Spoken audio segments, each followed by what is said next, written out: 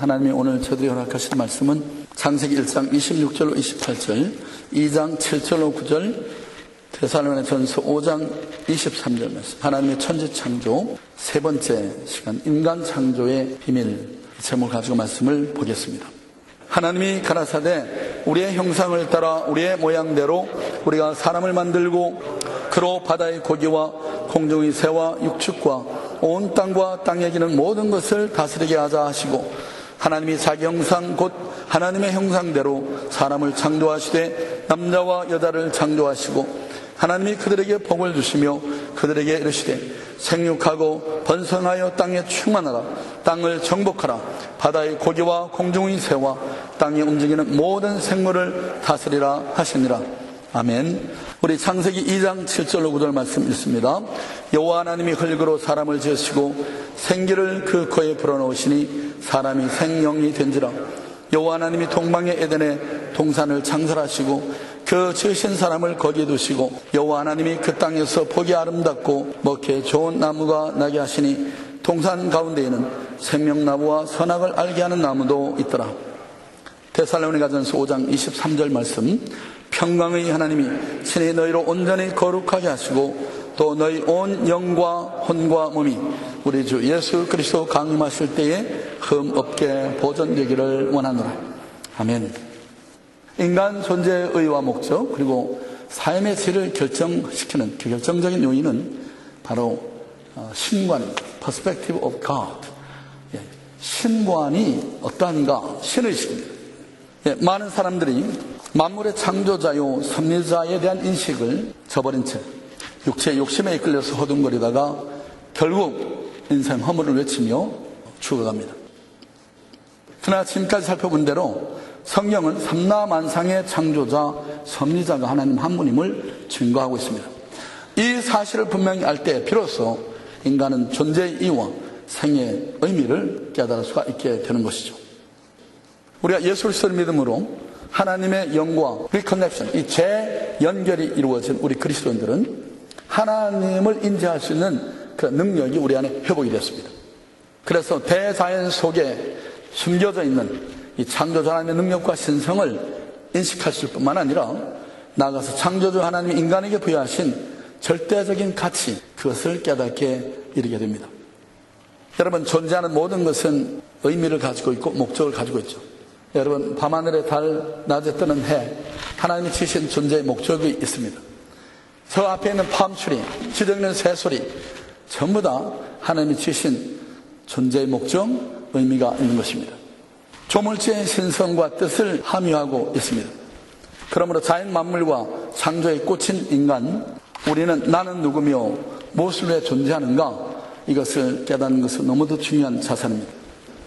자, 나는 누구인가? 이 하는 질문에 답하기 위해서는 인간이 본래 누구인가, 어떻게 지어진 존재인가 라는 근원적인 질문에 대한 대답을 찾아야 할 것입니다.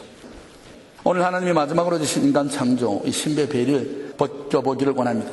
그래서 창조의 면류관이 꽂힌 인간을 어떻게 만드셨는가 하는 것을 통해서 인간은 누구이고 그 인간을 향한 하나님의 뜻은 과연 무엇인가를 깨닫게 되기를 원합니다. 첫째로 흙으로 지으시고 생기를 코에 불어넣으셨다 말씀합니다. 2장 7절 말씀을 다시 한번 보겠습니다. 시작. 여호와 하나님이 흙으로 사람을 지으시고 생기를 그 코에 불어넣으시니 사람이 생영이 된지라. 인간은 영과 혼과 육으로 이루어진 영적인 존재다 하는 것을 밝힙니다. 여러분, 성경은 인간의 해부도를 보여주면서 영, 혼, 육으로 돼 있다 말씀합니다. 데살로니가전서 우리 5장 23절 말씀을 다시 한번 보겠습니다. 시작. 평강의 하나님이 친히 너희로 온전히 거룩하게 하시고 또 너희 온 영과 혼과 몸이 우리 주 예수 그리스도 강림하실 때에 흠없게 보존되기를 원하노라. 흙으로 지으시고 생기를 코에 불어넣어서 생영이 됐다 말씀합니다. 여러분, 동물은 뭘로 지었습니까? 제일 많이 하는 대답이 말씀을 지었습니다, 이렇게 말하세요. 그런데 여러분, 성경 창세기 2장에 보면 흙으로 모든 들짐승을 지으시사 그랬습니다. 짐승들도 흙으로 지었습니다. 사람을 흙으로 지은 것처럼 짐승도 흙으로 지었습니다. 동물 역시 흙으로 지었지만 그러나 인간의 통과 다른 독특한 면이 있는데 그것은 바로 하나님의 영을 impartation, 부여받은 그런 존재다 하는 것입니다. 그래서 인간은 영, 혼, 육으로 이루어졌습니다. 우리 인간에게 넣은 영, 하나님이 넣으신 이 영으로 말미암아 우리 인간들은, 지상의 인생들은 저 프리미티브 원시 사회부터 신의식을 가지고 있었고 영원을 사모하는 마음을 가지고 있었습니다. 그래서 고대 때부터 신을 찾고, 그래서 신에게 제사 드리고, 이런 의식이 고대 원시 사회부터 이어져 오는 것을 보게 됩니다. 그리고 양심의 법과 직관, 영의 인투이션이라고 하는 이런 능력을 우리 인간들이 영으로 말미암아 갖게 됐습니다. 영적인 교감이 이루어지는 거죠. 여러분, 가끔 제가 새벽 기도 시간에 막 기도하다가 한 분 한 분을 놓고 기도하는데 갑자기 어떤 분에게 이렇게 딱 꼽혀가지고 계속 기도하면서 이분에게 한번 연락을 해봐야지. 그래서 제가 새벽 기도 마치자마자 이렇게 전화를 딱 드리면 그분이 어려운 일에, 육체 어려운 일이나 어려움에 이렇게 공고한 심령 속에 있는 것을 발견할 때가 자주 있거든요. 그래서 고맙습니다. 목사님 어떻게 아실지 한테 전화하셨어요? 이런 얘기를 들을 때가 많습니다. 소위 인투이션. 우리 불신자들은 그걸 무슨 텔레파시 이런 표현을 하지만은 우리 믿음의 사람들은 그것이 영적인 교통, 교감으로 설명하죠. 네. 어느 어머니가 외제 나가는 자녀 꿈에 나타나가지고 갑자기 그 자녀가 굉장히 두려움에 떠는 모습을 보면서 깨어서 기도했더라고요. 하나님, 우리 아들을 지켜주세요. 어떤 어려움인지 모르지만 지켜주세요.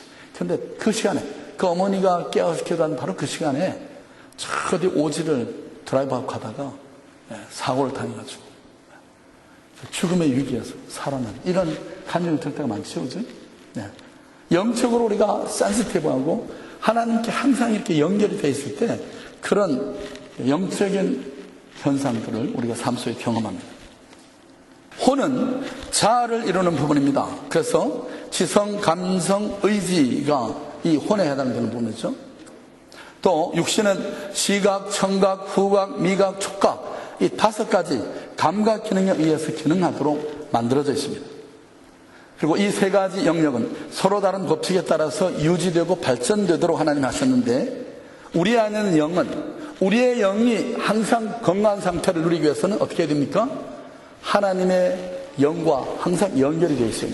성령 받고 하나님의 말씀을 계속해서 먹을 때 이 영적인 릴레이션, 이 커뮤니케이션, 이걸 통해서 우리의 영이 항상 이렇게 밝히 기능을 하게 됩니다. 그런가 하면 혼은 우리 자아를 이루는 영역, 우리 지성, 감성, 의지에 해당되는 이 혼의 영역은 뭘 통해서 유지되고 자라는 것입니다. 여러분이 이 혼적인 부분이 특히 인간적인 부분입니다. 이 부분은 어떻게 여러분 유지되고 자라죠?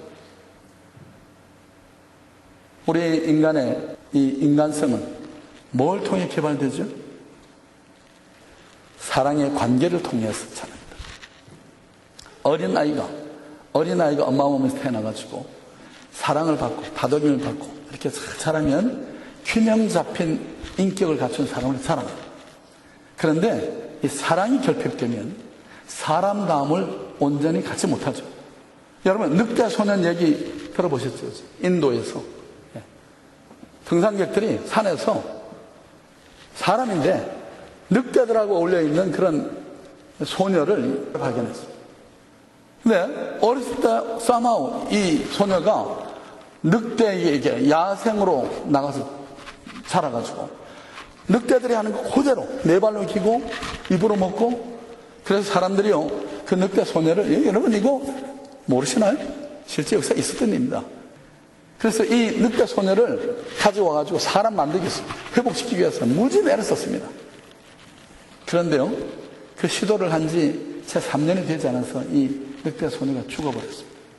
결국 회복이 되지 않고 죽어버렸습니다. 여러분, 우리 인간성이라고 하는 것들은 사랑의 관계를 통해서 자라게 되어 있는 것입니다.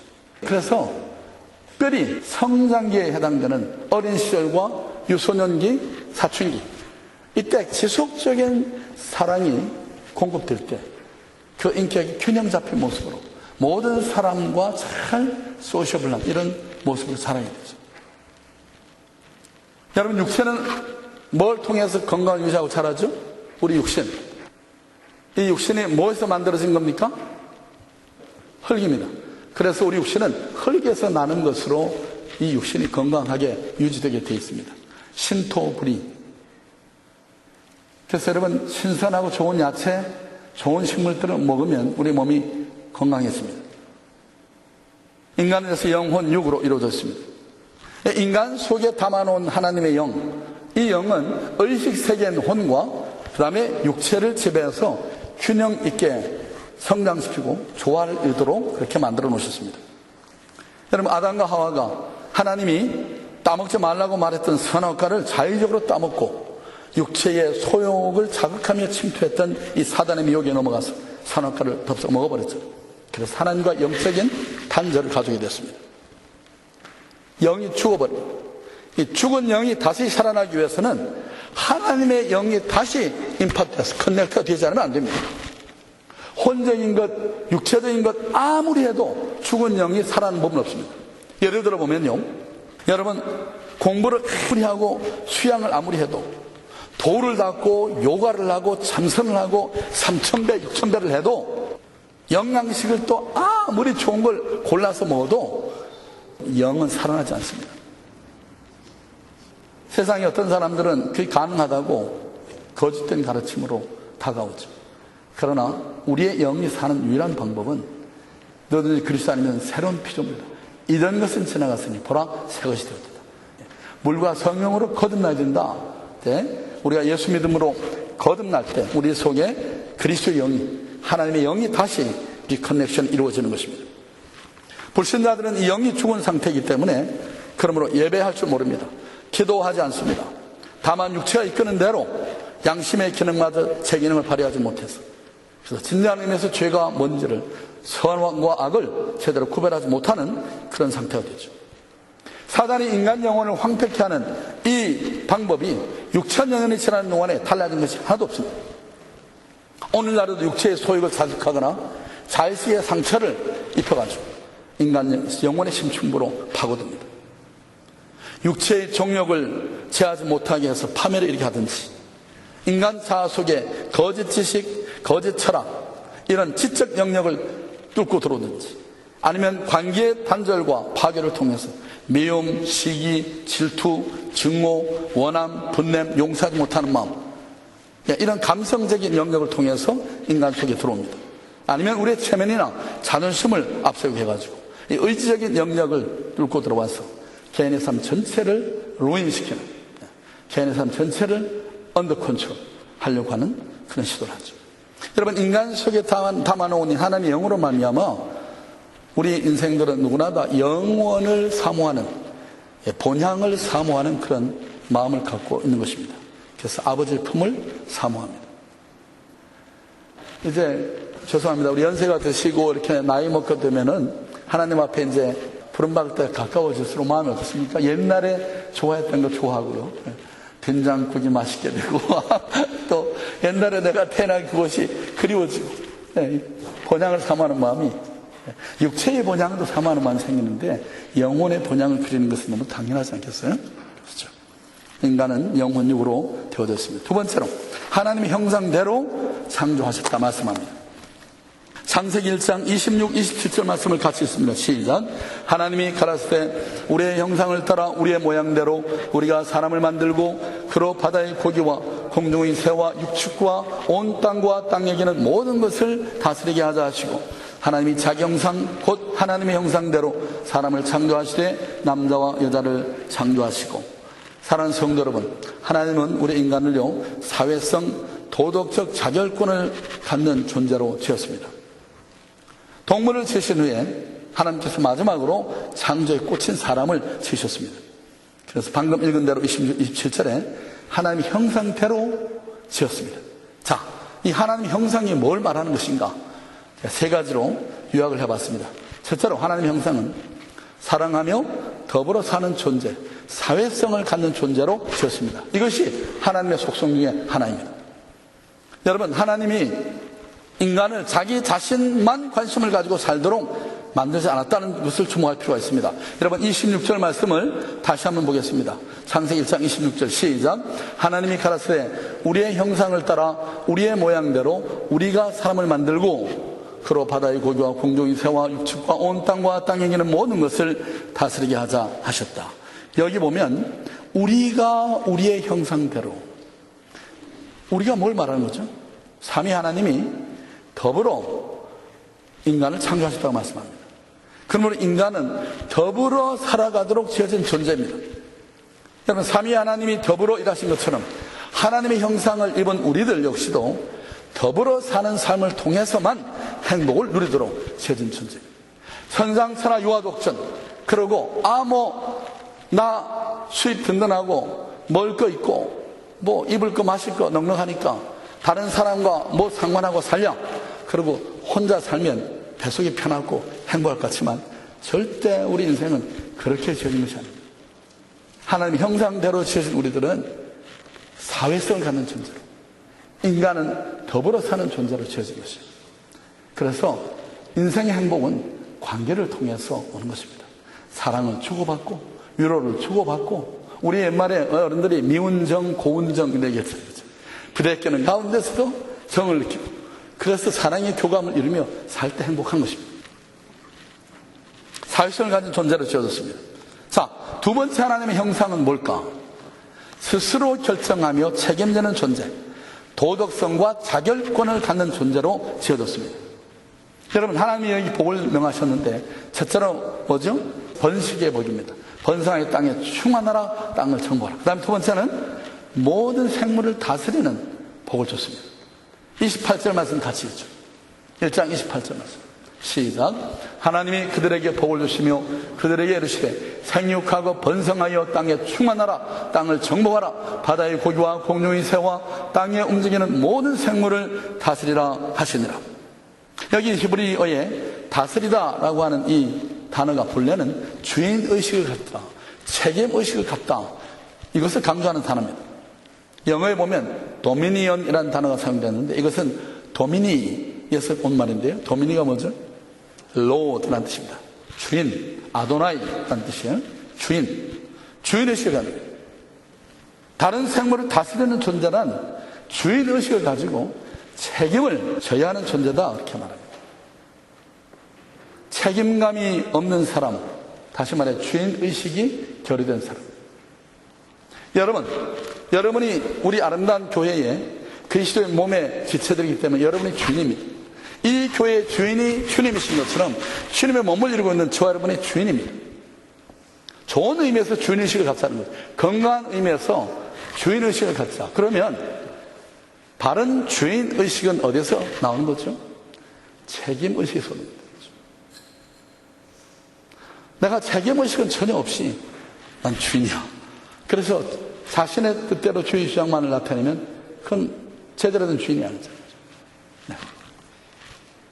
우리는 본능에 따라서 욕망 충족을 위해 사는 사람이 아니라 하나님이 우리를 지어놓으신 존재의 목적을 이루는 책임을 가지고 성실하게 사는 사람들입니다. 여러분, 그래서 진정한 행복은요, 하나님이 의도하신 삶의 목적을 추구하며 책임을 다하는, 최선을 다하는 그 삶이 복 있는 것입니다. 다시 말해 사회성과 도덕적 자결권을 가진 존재로 하나님 우리를 지어놓으셨다는 것을 꼭 기억하시기 바랍니다. 세 번째로 하나님 형상은 두말할 것 없이 영적인 존재로 지어진 거죠. 이미 앞서 제가 말씀드렸습니다. 창세기 2장 7절에 여호와 하나님이 흙으로 사람을 지으시고 생기를 그 코에 불어넣으시니 사람이 생명이 됐다. 예. 흙이라고 하는 물질하고 하나님의 생기라고 하는 비물질이 결합돼서 생명이 됐습니다. 그래서 여러분, 육신은 영을 담은 그릇입니다. 너희 몸은 하나님의 성령이 거하시는 성령의 전인 줄 알지 못하느냐, 그렇게 말씀했죠. 우리는요, 성령을 담은 그릇입니다. 예. 결국 우리 몸은, 이 그릇은 흙으로 돌아갑니다. 성경이 그렇게 말씀하잖아요. 다른 짐승과 마찬가지로 흙에서 지어진 우리의 육신은 죽으면 흙으로 돌아갑니다. 육체의 장막집도 물론 영을 담은 그릇이기 때문에 우리가 생명을 부지하고 3날 동안에는 메인테넌스를 잘 해야 될 책임이 우리에게 있죠. 그렇지만은 이 육신은 영구한 것이 아닙니다. 그렇죠? 죽으면 흙으로 돌아가는데 우리의 영은 어디로 가요? 하나님이 우리 육신에 담아놓았던 이 영은 어디로 갑니까? 하나님께로 갑니다. 전도서에서 이것을 말씀하잖아요. 그래서 하나님의 영을 소유한 피조물이기 때문에 우리가 천하보다 귀하다, 그렇게 하나님이 말씀합니다. 왜요? 하나님의 영을 임파트, 권유받고 있기 때문에, 하나님과 영적인 교제가 가능하기 때문에 우리는 세상의 어떤 피조물보다 귀한 존재들인 것입니다. 그리고 그분의 즐거움을 위해서 존재한 목적을 가지고 있기 때문에 하나님이 우리 한 사람 한 사람을 바라보시고 너무 좋다, 너무 좋구나, 그렇게 말씀했잖아요. 예수 그리스도의 영으로 회복된 저와 여러분을 바라보시면서 하나님이 너무 좋다 그러십니다. 너의 하나님 여호와가 너의 가운데 계시니 그는 구원을 베푸실 전능자시라.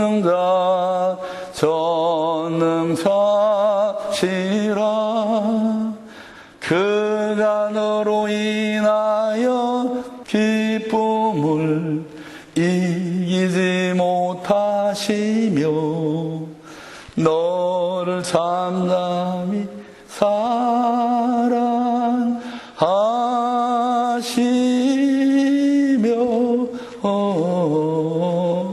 즐거이 부르며 기뻐하시리라. 여러분, 우리를 그렇게 소중히 생각하시고 기뻐하십니다. 계시록 4장 11절 말씀을 한번 보십시오. 시작. 우리 주 하나님이여, 영광과 존귀와 능력을 받으시는 것이 합당하오니 주께서 만물을 지으신지라 만물이 주의 뜻대로 있었고 또 지으심을 받았나이다 하더라. 주의 뜻대로, 주의 즐거움을 위해 있었고 지으심을 받았다라고 말합니다. 그러므로 어느 정도로 창조자 하나님을 기쁘시게 하느냐, 이것이 인생의 만족도와 성취도를 결정하는 기준이 되는 것입니다. 왜냐하면 그렇게 우리는 지음받은 영적 존재이기 때문에 그렇습니다. 여러분이 하나님을 기쁘시게 하는 것만큼 여러분의 인생은 더 가치 있고 더 복된, 더 만족감을 누리는 삶이 되는 것입니다. 반면에 얼마나 내 자신만을 위해서 살고 있느냐, 이것이 얼마나 공허하고 무의미한 실패한 인생을 사는가 판단 기준이 되는 것입니다. 그래서 우리 인생들의 사회성, 도덕적인 자결권을 갖는 영적인 존재라는 것을 꼭 잊지 마십시오. 마지막 세 번째로는 복을 주시며 정복하고 다스리도록 사명을 줬습니다. 28절, 1장 28절 다시 한번 읽습니다. 시작.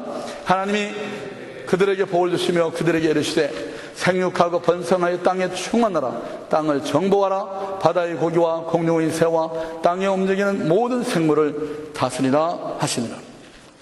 여러분, 하나님이 주시는 복, 해야 할 사명을 부여받은 우리들이다 하는 것을 기억하십시다. 여러분, 우리 창세기 2장 15절에도 보면 여호와 하나님이 그 사람을 이끌어 에덴 동산에 두사 그것을 다스리며 지키게 하셨다. 여기 지으신 모든 것들을 다스리며 지키게 했다 했는데 영어 성경에 보니까 to tend it and keep it 이렇게 되어 있습니다. 이게 tend라고 하는 영어 단어가 뭐죠? 기르다, 양육하다, 돌보다, 이런 의미의 단어입니다. 하나님 그 지으신 모든 피조물을 인생들 하여금 돌보도록, 양육하도록, 케어하도록 그렇게 지었습니다. 여기서 분명히 드러나는 한 가지 사실은요, 죄가 있기 이전에 이미 노동이 있었다 하는 사실입니다. 여러분, 아담이 범죄해서 일을 비로소 하게 됐다, 그게 아니라는 거예요. 일 자체가 이미 범죄하기 이전에 사명으로 주어져 있었지만 그것은 즐거움으로 하는 일이었습니다. 즐거움으로, 신바람 나서 하는 일이었어요. 그런데 이것이 짐이 돼가지고 멍해로 나타났던 것이 바로 죄진 이후에 나타난 변화죠. 여러분, 그러면 노동은 저주가 아니다, 이것이 오히려 특권이요 사명으로 주어진 것임을 분명히 알아야 됩니다. 오늘 경제가 어려우니까 직장을 잃어버린 사람들, 직장 없이 사는 사람이 많잖아요.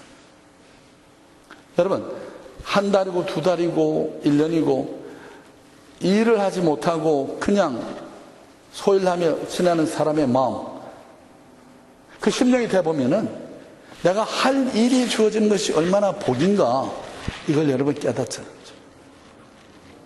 일이라는 것이 여러분 생각에 따라서 특권이요, 축복이 될 수 있다는 것을 우리는 잘 압니다. 아담이 처음에 하나님께 이 사명을 받았을 때, 이 다스리는 사명을 받았을 때는 그것을 특권으로 받았음을 우리가 알 수가 있죠. 네. 그렇습니다. 하나님은 일하시는 하나님, 일을 위임하시고 위탁하시는 하나님임을 오늘 본문에 보여줍니다. 하나님이 주시는 복, 해야 할 사명을 부여받은 존재로 지어졌습니다. 여러분, 이 사명에 따라 일하시는 하나님의 모습은 성자 예수님의 삶 속에서 그대로 고스란히 나타납니다. 예수님이 성전 안에서 그저 메시아의 속성이 뭔지, 메시아의 사명 역할이 무엇인지 이런 걸 논쟁하는 데 시간을 보내지 않으셨습니다. 예수님은 죽어가는 영혼을 찾아서 상처받은 영혼을 만져주시고 온갖 병인과 세리들과 그리고 장기들을 구원하는 일에 애썼습니다. 이 사실을 히브리서 13장에서 히브리 기자가 잘 설명하고 있습니다. 12절 13절 같이 봅니다. 히브리 13장 12절 13절 시작. 그러므로 예수도 자기의 피로써 백성을 거룩히 하려고 성문 밖에서 고난을 받으셨느니라. 그런즉 우리는 그 능력을 지고 영문 밖으로 그에게 나가자. 이게 무슨 말이에요? 영문 밖으로 그에게 나가자. 우리 주님의 사역의 현장이 항상 영문 밖에서 고난을 짊어지고 사람들과 아픔과 슬픔 함께 하셨다. 뭘 우리에게 시사합니까? 교회에서 누가 잘났느니 뭐느니 도토리 기재기 하면서 씨름하고 이렇게 보내는 것이 하나님의 뜻이 아님을 알 수 있습니다. 세상 삶의 현장에 나가서 고난받는 사람들, 환난당한 사람들, 나의 위로와 소망을 필요로 하는 사람들, 그들을 붙잡고 함께 울어주면서 그들을 위해서 중보하고 하나님의 역사가 일어나기를 기대하면서 그들에게 하나님의 생명을 소개하는 것, 이것이 우리가 해야 할 일임을 말씀하는 것입니다. 하나님이 주시는 복, 해야 할 사명을 부여받은 존재들입니다. 여러분, 전도도 마찬가지죠. 마가복음 16장 20절에 보면 같이 봅니다. 시작. 제자들에 나가 투르 전파할세 주께서 함께 하사 그 따르는 표적으로 말씀을 확실히 증거하셨다. 따르는 표적으로 말씀을 확실히 증거했다고 말합니다. 여러분, 복음이 증거되는 곳에는 하나님의 역사가 항상 있습니다. 여러분의 삶 속에 하나님의 기적을 여러분 경험하기 원합니까? 환경이 막힌 것이 열려지길 원합니까? 여러분의 육신의 매임이 확 풀어지는 기적을 경험하기 원하십니까? 영혼을 사랑하는 마음을 가지고 전도하십시오. 영혼을 살리기 위해서 하나님이 그 현장에 기적을 나타내십니다. 그리고 복음을 전하는 내 자신의 삶 속에 하나님 기적을 나타내시는 것입니다. 하나님이 주신 특권과 사명을 자각하는 사람, 사모하는 사람에게 하나님의 성령이 강권적으로 임하십니다. 부어주십니다. 여러분, 삶의 주변에 자세히 보세요. 기도 응답을 강력하게 받고 기적을 경험하는 사람들 항상 삶에 나타나는 패턴 하나 있습니다. 전도를 열심히 어떻게든 영혼을 인도해보려. 여기 집에 안면이 개똥이 엄마 이 죽게 인도하기 위해서 먹을 것도 날라도 주고 가정 아행을 떨면서 교회 한번 나오도록 기진 애를 쓰면서 그렇게 기도하는 그 사람의 삶 속에 기적이 나타나잖아요. 주님이 이렇게 말씀하잖아요. 따르는 표적으로 말씀을 확실히 생각했다. 그렇습니다. 하나님의 성령이 역사하는 사람마다 영혼을 살리는 일에 나서지 않는 사람 없습니다. 일하지 않는 사람이 없습니다. 그렇기 때문에 예수님께서 요한복음 5장 17절에 내 아버지께서 일하시니 나도 일한다 말씀하십니다. 하나님은 일하신 하나님. 너희 하나님 여호와 하나님 쉬지 못하게 하라. 그렇게 성경에 적혀 있잖아요. 우리가 열심히 영원 쫓아다니면 하나님도 계속해서 우리와 함께 하시더라고. 쉬지 못하신다고 말씀합니다. 예수 그리스도를 그러므로 정상적으로 믿는 사람은 하나님의 영을 받은 사람이고 일하는 사람들이 되는 것입니다. 여러분, 이 창세기는 어떻게 했습니까? 하나님이 하나님의 영을 집어넣어서 사람을 만들어 놓으시고 번성해라, 땅을 정복하고 다스려라, 이 사명을 줬잖아요. 우리의 위임된 사명은 뭡니까? 복음으로 이 세상을 정복하는 것입니다. 하나님 나라가 이루어지게 할 사명이 우리에게 있는 것입니다. 하나님의 영에 지배받지 않는 사람은 사명의식이라는 것하고는 거리가 멉니다. 그런 사람은 일에 대한 보람이나 성취감도 없습니다. 항상 불평과 핑계거리만 쫓아다닙니다. 그러나 주님 만난 사람은 반드시 사명의식, 목적의식에 따라 살아갑니다. 여러분, 다메섹 도상에서 빛 가운데 예수를 만난 사울, 주님을 만나고 나서 이 사울이 제 일성이 뭐였죠? 주여 내가 무엇을 하리까? 이렇게 물었습니다. 그렇습니다. 우리가 하나님의 영을 받은 하나님의 자녀가 됐을 때 나를 통해 하나님 이루시기 원하시는 하나님의 뜻, 소원이 뭡니까? 그걸 묻게 되죠. 하나님이 복을 주시고 땅을 정복하고 다스리라고 우리에게 위임해 주신 것은 우리에게 할 일이 있음을 말씀하신 것입니다. 그러므로 사명자의식, 주인의식을 가지고 자원하는 마음으로 감사함으로 위임된 사명을 철저하게 순종할 때, 작은 일에 충성할 때 하나님이 우리의 삶을 더 위대하고 큰 그릇으로 쓰십니다. 여러분, 하나님은 재능 있는 사람을 쓰시지 않고 충성하는 사람을 쓰십니다. 다시 한번 말합니다. 하나님은 스스로 잘난 척하는 재능 있는 사람을 쓰지 않고 신실한 사람, 충성스러운 사람을 쓰십니다. 우리 자신을 하나님의 쓰심에 여러분 내어드릴 수 있겠는지요? 하나님이 주시는 복, 해야 할 사명을 부여받은 존재라는 것을 잊지 마시기 바랍니다. 우리가 하나님의 영을 부여받고 하나님의 형상대로 지음받은 존재로서 복음으로 세상을 정복할 사명이 오늘 우리에게 주어져 있다는 것을 여러분 꼭 마음에 새겨두시기를 주의 이름으로 바랍니다.